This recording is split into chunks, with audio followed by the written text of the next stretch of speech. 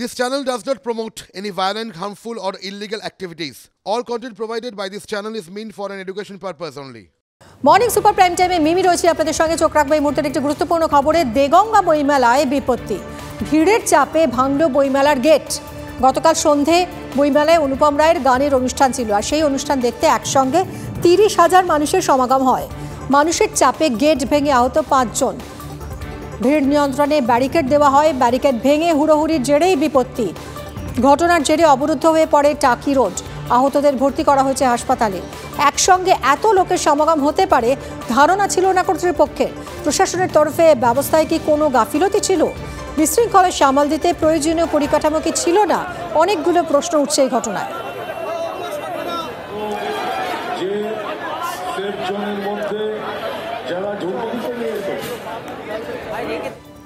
লোকসভা ভোটের আগে শীতলকুচিতে দলবদল। তৃণমূল ছেড়ে বিজেপিতে যোগ বেশ কিছু নেতাকর্মীর। কেন্দ্রীয় স্বরাষ্ট্র প্রতিমন্ত্রী নিশীথ প্রামাণিকের হাত ধরেই দলবদল। শীতলকুচি বিধানসভা কেন্দ্রের লালবাজার অঞ্চলের তৃণমূল কংগ্রেসের অঞ্চল কমিটির সহ সভাপতি বিনোদ বর্মন এবং তার অনুগামীরা তৃণমূল ছেড়ে যোগ দিলেন বিজেপিতে। এই দলবদলের জেরে অস্বস্তিতে জেলা তৃণমূল নেতৃত্ব। তৃণমূল দল থেকে কেন? এতদিন তৃণমূলের আমি অঞ্চল সভাপতি পদে ছিলাম এবং তৃণমূলের সেই অবসানের ব্যাপার এবং গোষ্ঠীখণ্ডনের ব্যাপারে আমাদের সঙ্গে বনিবনা না হওয়ার সূত্রে এই জন্য আমি তৃণমূল থেকে আজকে বিজেপিতে যোগদান করলাম।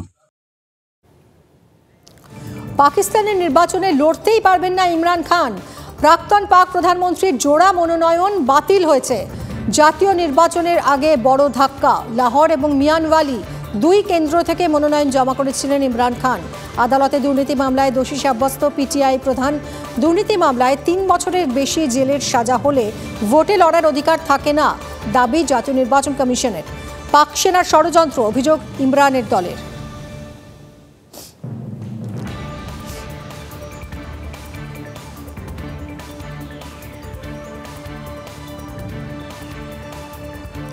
রাম মন্দির উদ্বোধন অনুষ্ঠানে যোগ দেওয়া নিয়ে দোটানায় কংগ্রেস। আমন্ত্রিত সোনিয়া, মল্লিকার্জুন খার্গে অনুষ্ঠানে যাবেন কিনা চূড়ান্ত সিদ্ধান্ত নিতে পারেনি কংগ্রেস। উত্তর ভারতের বেশ কিছু রাজ্যে কংগ্রেস এবং বিজেপির মুখোমুখি লড়াই।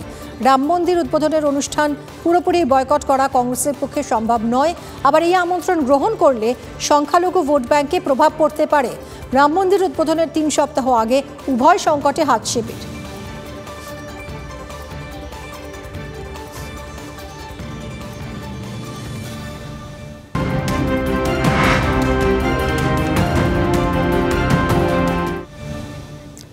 সাত সকালে শহরে বেপরোয়া গাড়ির দৌরাত্ম্য। বিড়লা মন্দিরের কাছে দুর্ঘটনা, নিয়ন্ত্রণ হারিয়ে ফুটপাতে উঠে যায় বিলাসবহুল গাড়ি।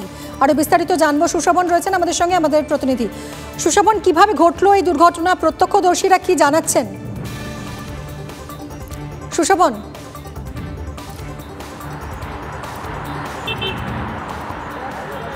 দেখো, মূলত বালিগঞ্জের দিক থেকে পার্ক সার্কাসের দিকে একটি গাড়ি যাচ্ছিল। সেই গাড়িটি কোনোভাবে গতি হারিয়ে একেবারে যে এই যে রাস্তার ধারে যে পোস্ট রয়েছে সেই পোস্টে মূলত ধাক্কা মারে এবং তারপরেই গাড়িটি ক্ষতিগ্রস্ত হয়।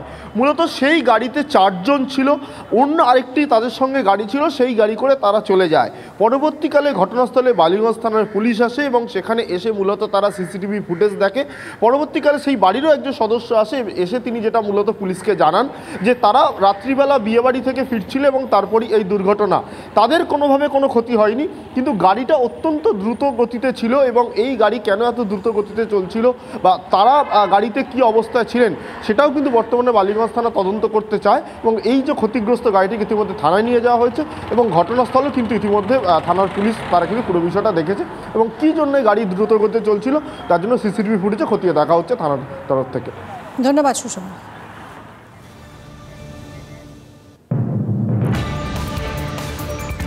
সময় অনেক কথা বলে।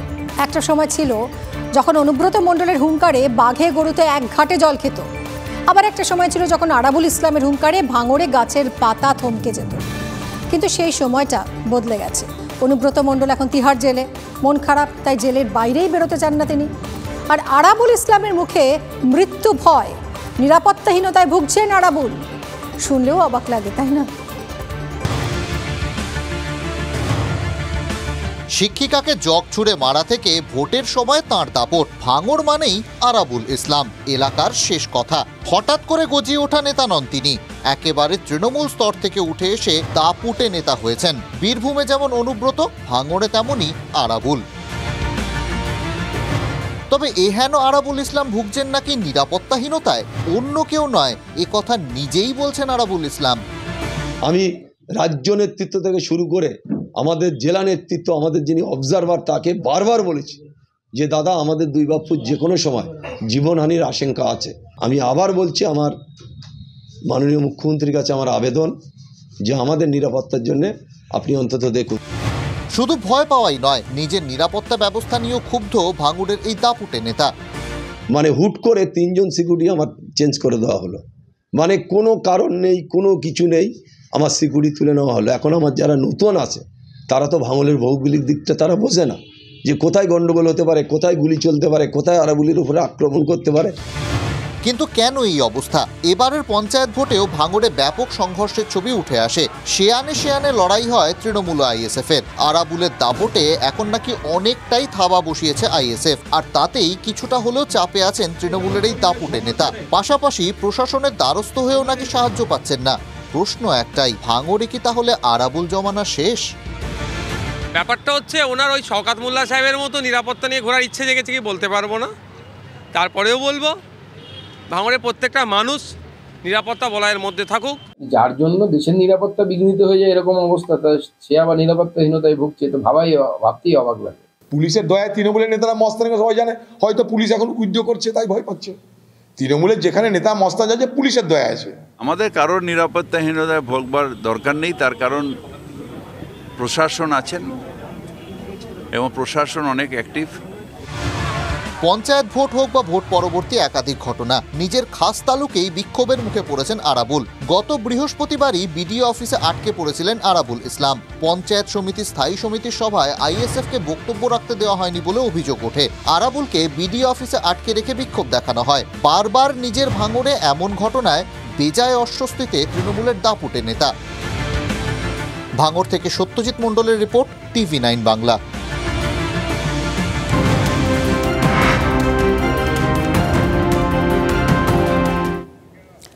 নতুন বছরের শুরুতেই সুপ্রিম কোর্টে কামদুনি মামলার শুনানি। 2রা জানুয়ারি শীর্ষ আদালতে কামদুনি মামলার শুনানি। আজ দিল্লি যাচ্ছে নির্যাতিতার পরিবার ও আন্দোলনকারীরা। হাইকোর্টের রায়ের বিরুদ্ধে সুপ্রিম কোর্টের দ্বারস্থ হয়েছে কামদুনি নির্যাতিতার পরিবার।